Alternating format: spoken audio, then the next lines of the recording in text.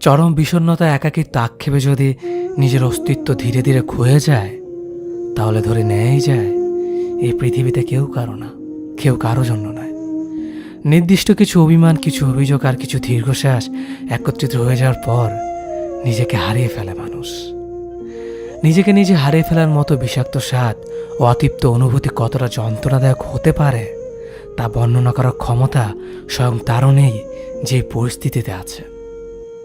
ভেতর থেকে কতটা ভেঙে যাওয়ার পর আর কিছু ভেঙে যাওয়ার ভয় থাকে না, কতটা আঘাত নিজের মধ্যে পোষণ করে রেখে দিলে বিচ্ছেদের ব্যথা স্পর্শ করে না, আর কতটা স্বপ্ন অসম্পূর্ণ রয়ে গেলে আর কোনো স্বপ্ন থাকে না, তা অনুমান করার ক্ষমতা কারও নেই। আমি একজন ব্যর্থ মানুষ বলছে।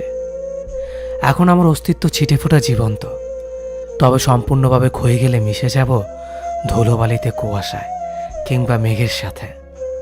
আমি হারিয়ে যাওয়ার পর আমাকে খুঁজতে আসা মানুষেরা ঠিক কতটা দীর্ঘ শ্বাস ফেলবে আমাকে হারানোর ব্যথায় তা আমি জানি না, তবে এতটুকু জানি আমাকে ছাড়া তাদের জীবন থেমে থাকবে না। যে ছেলেরা পাশে বসা মেয়েটিকে ওড়না ঠিক করতে দেখলে আলগোছে চোখ সরিয়ে নেয়, সেই ছেলেগুলি ভীষণ লাজুক হয়। গাদাগাদি বাসের ভিড়ে কোনো এক মেয়েকে দাঁড়ানো দেখলেই নিজের সিটটা ছেড়ে দিয়ে বলে, আপনি বসুন। মেয়েটি একটা কৃতজ্ঞতার হাসি দিয়ে বসে ঠিকই, তারপর তাদের দিকে আর ফিরে তাকায় না। সে ছেলেগুলি চিরকালই অগোচরে থেকে যায়। সেই ছেলেগুলি টিউশনের টাকা একটু একটু করে খরচ করে। মাসের শেষের দিনগুলোতে খাবার বিল দেওয়ার ভয়ে সকালবেলা না খেয়ে ক্লাসে ছুটে। মা ফোন করে জানতে চায়, বাবা দুপুরে কি খেয়েছিস? হাতে শুকনো পাউরুটির দিকে এক পলক তাকিয়ে উত্তর দেয়, পুঁইশাক বেগুন দিয়ে ইলিশ মাছ আর ডাল। দুপুরের অসহ্য রোদে কোলাহলের রাস্তায় ৮ কিলো হেঁটে ছেলেটি টিউশনে যায়। ক্রিং ক্রিং করে পকেটের ফোনটা জানান দেয় বাবার ফোন। কপালের ঘাম মুছে মলিন হয়ে থাকা স্যান্ডেলের দিকে তাকিয়ে বলে, হ্যাঁ বাবা, ভালো আছে আমি। এতটুকু বয়সে ছেলেগুলোর কেন জানি প্রবল আত্মসম্মান বোধ এসে ভর করে। বাড়ি থেকে টাকা চাইতেই লজ্জা পায়। এই ছেলেদের একজন করে প্রেমিকা থাকে। হুট খোলা রাস্তায় চলতে চলতে একদিন প্রেমিকার হাত চেপে ধরে। 1 কাপ মালাই চা দুজন ভাগ করে খেতে গিয়ে হাসতে হাসতে গড়িয়ে পড়ে। প্রিয়সী শ্যামবর্ণের বড় বড় চোখের দিকে তাকিয়ে কবিতা রচনা করে। তারপর একদিন প্রেমিকার বিয়ের কাঠ হাতে নিয়ে নিষ্ক্রিয় দর্শকের মতো দাঁড়িয়ে থাকে। রাতের বেলায় পাশে শুয়ে বন্ধুটি ঘুমালে মুখে বালিশ চেপে চোখে জল ফেলে। পুরুষের কান্নায় কোনো শব্দ থাকতে নেই। বন্ধুদের আড্ডায় প্রথম সিগারেট টান দিয়ে খুসখুস করে কেসে ওঠে। প্রথম প্রেমের সাথে সাথে তার ফুসফুস প্রথম নিকোটিনেরও স্বাদ পায়। এরপর বর্তমানে তাড়নায় অতীতকে ভুলে গিয়ে আবার চলতে থাকে। ঈদ পুজোর ছুটিতে বাসের ট্রেনের ঝুঁকিতে এক প্রকার গলিত হয়ে সে মায়ের কোলে পৌঁছায়। মায়ের প্রচণ্ড ধমক খেতে খেতে ব্যাগ থেকে বের করে একটা তাঁতের শাড়ি, ভাইয়ের জন্য 2টো টি-শার্ট। মায়ের রাগান্বিত চোখের আড়ালে ছেলেটি দেখতে পায় এক টুকরো হাসি। ছুটে চলা যান্ত্রিক ছেলেটির কাছে যা কিনা এক চিলতে সুখ। সেই ছেলেদের মাঝে কয়েকজন লড়াই করতে করতে হয়ে ওঠে বিসিএস ক্যাডার বা মস্ত বড় অফিসার। তখন তাদের ঘিরে ইতিহাস রচনা হয়। পাশের বাড়ির বাবা মা ছোট্ট ছেলেটিকে তাকে দেখিয়ে বলে, ওই যে দেখছিস কালো সানগ্লাস পরা মস্ত বড় কালো গাড়ি নিয়ে এলো, তোকে ঠিক তার মতো হতে হবে। আর লড়াই করতে করতে হেরে যাওয়া ছেলেগুলি হয়ে ওঠে শিক্ষিত কেরানি। তাদের জীবন জুড়ে শুধুই দীর্ঘশ্বাস। তারা কখনোই কারো গল্পের নায়ক হয়ে ওঠে না। যে মানুষটা যেতে যেতে থেকে যেতে চায় তাকে বরং আগলে না রেখে যেতেই দিন। অন্তত দিন শেষে মনের মধ্যে কোনো দ্বিধা থাকবে না, কারণ যে মানুষটা একবার মন থেকে চেয়েছে সে আপনাকে ছেড়ে চলে যাবে, তাকে আটকে রাখাই বোকামি। আপনি হয়তো ভাবতে পারেন মানুষটি আপনার জন্য থেকে গেল, কিন্তু বিশ্বাস করেন কোনো একদিন এই মানুষটি আপনাকে আঙুল তুলে বলবে, যখন যেতে চেয়েছিলাম যাওয়াটাই বোধহয় ভালো ছিল। এই যে তার মনে দোটানা ভাবটা আপনার জন্য ভালোবাসা নয়, বরং সে সুযোগের অপেক্ষায় রয়েছে। কারণ বর্তমানে বেশিরভাগ সম্পর্কেই এটা ঘটে থাকে।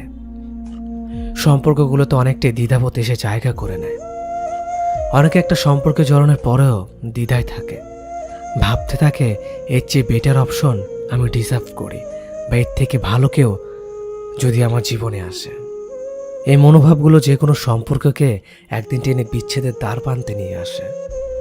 তাই যদি কখনো মনে হয় মানুষটা হয়তো আপনাকে চাচ্ছে না, নিঃসংকোচে তাকে যেতে দিন। দিন শেষে তাকেও বুঝতে দিন জীবন কোনো দোটানায় আটকানো নৌকা নয়। এগিয়ে যেতে হলে তাকে এক নৌকাতে পা দিয়ে আগাতে হবে। হয়তো কষ্ট হবে, কিন্তু একদিন আপনি উপলব্ধি করবেন মানুষটাকে আটকে না রেখে আপনি কোনো ভুল করেননি। অন্তত নিজের মনকে সান্ত্বনা দিতে পারবেন ভুল মানুষকে ভালোবেসে নিজেকে ভাসিয়ে দেওয়ার মতো ভুল করেননি আপনি। নইলে এই একটা ভুল আপনাকে আজীবন হয়তো কুরে কুরে খাবে। আজকের এই আনন্দ ভালো লাগা কালকের জন্য স্থায়ী করতে হলে নিজের মনকে নিজেকেই বুঝতে হবে। তাকে যেতে দিও প্রিয়, যে ছিল না তোমার। আত্মসম্মান খুইয়ে নয়, বরং ব্যক্তিত্ব নিয়ে বাঁচো আরো একটিবার। ভালোবাসা জিনিসটা যুদ্ধ করে পাওয়া যায় না, অথচ কোনো এক রাতে কান্না ভেজা নরম তুলতুলে গালে ছুঁয়ে দিলে হাত, মেয়েটা কত সহজেই ভালোবেসে ফেলে। ভালোবাসা জিনিসটা অধিকার প্রয়োগ করে ছিনিয়ে নেওয়া যায় না, অথচ কপালে ঘাম মুছিয়ে দিয়ে দুটুকরো রুটি মুখের সামনে তুলে ধরলে ছেলেটা কত সহজে কোলে মাথা পেতে ঘুমিয়ে পড়তে পারে। ভালোবাসা জিনিসটা সমস্ত সম্পত্তি টাকা পয়সা পায়ের সামনে লুটিয়ে দিয়েও পাওয়া যায় না, অথচ একদল লোকের ভিড়ে যে ছেলেটা দুটো হাত আগলে রাখে তাকে কত সহজেই ভালোবেসে ফেলা যায়, তাই না? নিজের টিফিনের খরচ জমিয়ে ভাইয়ের পরীক্ষার ফি দেওয়া মেয়েটাকে কত সহজেই বুকে জড়িয়ে ধরা যায়, কি তাই না? প্রেমিকার অসুস্থতার খবর পেয়ে ভোরের ভাঁজ ধরে আসা ছেলেটার কপালে কত সহজেই চুমু খাওয়া যায়। অল্প রোজগারের ছেলেটার সাথে সংসার করার জন্য বাড়ির অমতে প্রাইভেট ফার্মে কাজ করা মেয়েটার চোখে কত সহজেই চোখ রাখা যায়। মায়ের অসুস্থতার কথা ভেবে সংসারের হাল ধরতে নিজের শখ আহ্লাদ ছেড়ে যে ছেলে 9টা থেকে 5টা পর্যন্ত চাকরি করছে, দিনের শেষে তার মাথায় কত সহজেই হাত বুলিয়ে দেওয়া যায়। আসলে ভালোবাসতে কিচ্ছু দরকার পড়ে না, এটি এমনিতে হয়ে যায়, কখনো এক ঝলকে, আবার কখনো একসাথে থাকতে থাকতে।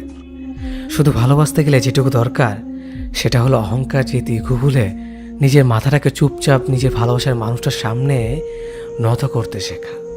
তোমাকে ভালোবাসার কোনো কারণ খুঁজে পাইনি, কিন্তু তোমায় ছেড়ে থাকতে না পারার অনেক কারণ আছে। তাই থেকে যেতে চাই তোমার সাথে। যদি পারো আমায় তুমি আগলে রেখো।